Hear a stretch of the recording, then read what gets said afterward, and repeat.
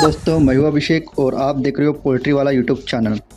तो दोस्तों, आज के इस वीडियो में हम ये जानने की कोशिश करेंगे कि जब कभी भी हम पोल्ट्री फार्म पर हमारा एक दिन का चूजा प्लेस करते हैं, लाते हैं, तो ऐसे में एक स्पेसिफिक रूल बनाया गया है कि स्टार्टिंग के जो 3 से लेकर 4 दिन होते हैं, चाहे फिर वो बॉयलर का चिक्स हो या फिर गावरान मुर्गी का चिक्स हो, ठीक है, शुरुआती 3 से लेकर 4 दिनों में चूज़ों को एंटीबायोटिक और मल्टीविटामिन का डोज देना होता है। तो चलिए आज के इस वीडियो में हम जानने की कोशिश करते हैं कि आखिरकार शुरुआती दिनों में 3 से 4 दिनों में चूज़ों के एंटीबायोटिक और मल्टीविटामिन देना कंपलसरी क्यों है, उसके पीछे कारण क्या है और उसके हमें क्या क्या फ़ायदे होते हैं, हमारे चूज़ों को क्या फ़ायदा होता है। तो आज का वीडियो काफ़ी ज़्यादा इंटरेस्टिंग होने वाला है, इंफॉर्मेटिव होने वाला है, इसलिए नए पोल्ट्री फार्मर इस वीडियो को स्टार्ट से अगर एंड तक पूरा देखिएगा। वीडियो के आगे ले जाने के पहले पोल्ट्री पीडीएफ ई बुक और हार्ड बुक का एक छोटा सा इंट्रो हम देख लेते हैं, उसके बाद इस वीडियो का हम कैरी फॉरवर्ड करेंगे। पोल्ट्री बिजनेस करना चाहते हो तो वीडियो में दिखाई जाने वाला पोल्ट्री पीडीएफ ई बुक और पोल्ट्री हार्ड बुक एक बार अगर आप पढ़ लेते हो तो पोल्ट्री के रिलेटेड बॉयलर पोल्ट्री फार्मिंग, देसी पोल्ट्री फार्मिंग और लेयर पोल्ट्री फार्मिंग की 90% जानकारी आपको मिल जाएगी। इस बुक में मैंने डिसीज, मेडिसिन, वैक्सीन और फीड मैनेजमेंट के अलावा चिक्स आने के पहले दिन से लेकर बड़े होने के बाद उनको बेचने तक इन सारी बातों को कवर किया है। पोल्ट्री पीडीएफ ई बुक और पोल्ट्री हार्ड बुक दोनों में भी सेम इंफॉर्मेशन दी गई है और ये दोनों भी बुक आपको हिंदी, इंग्लिश और मराठी भाषा में मिल जाएंगे। पीडीएफ ई बुक आपको मात्र 50 रुपये में मिल जाएगा और हार्ड बुक आपको 250 रुपये में मिल जाएगा अगर आप प्रीपेड 250 रुपये ऑनलाइन पे करके इस बुक को खरीदते हो तो। और अगर आप कैश ऑन डिलीवरी पे इस बुक को मंगवाना चाहते हो तो आपको 50 रुपये एक्स्ट्रा कैश कलेक्टिंग चार्जेस पे करना पड़ेगा। अधिक जानकारी के लिए या फिर इस बुक को खरीदने के लिए 91761143 इस व्हाट्सएप नंबर पे मैसेज कीजिए। तो सबसे पहले मैं आपको बता दूं, ऐसी बहुत सारी डिसीजेस होती हैं जो मुर्गा मुर्गी जो उनके माता पिता होते हैं उनके यहाँ से चूज़ों में ट्रांसफ़र होती है अंडे के माध्यम से। जहाँ दोस्तों जो भी पेरेंट ब्लड लाइन होती है, पेरेंट स्टॉक होता है मुर्गों का, तो अगर किसी मुर्गियों को इकोली, सीआरडी, कोराइजा इन जैसी बीमारी, बैक्टीरियल बीमारी हुई होती है तो फिर वही योग में उसके शरीर के द्वारा ट्रांसफ़र होती है, वही योग के द्वारा फिर अंडों पर, और अंडा जब चूजा बन के निकलता है तो वही भी पहले दिन के चूज़ों में उसी के बैक्टीरिया होते हैं, जैसे कि इकोली, सीआरडी, कोराइजा के।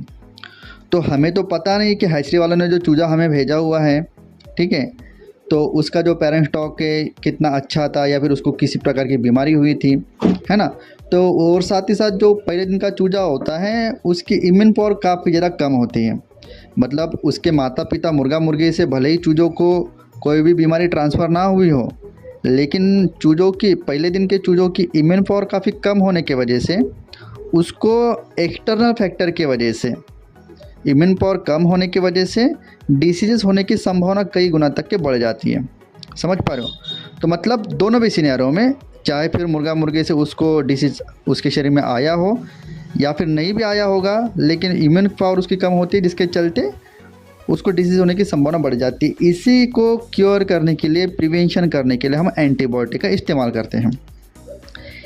एंटीबायोटिक का काम क्या होता है, जितने भी बैक्टीरियल बीमारियां होती है, कोराइजा, सीआरडी, इकोली, ठीक है, बहुत सारी डिसीजेस होती हैं जिसके हमको नाम भी नहीं पता होते हैं ना। तो इन सभी के सभी बीमारियों पर एंटीबायोटिक एक असरदार मेडिसिन होती है।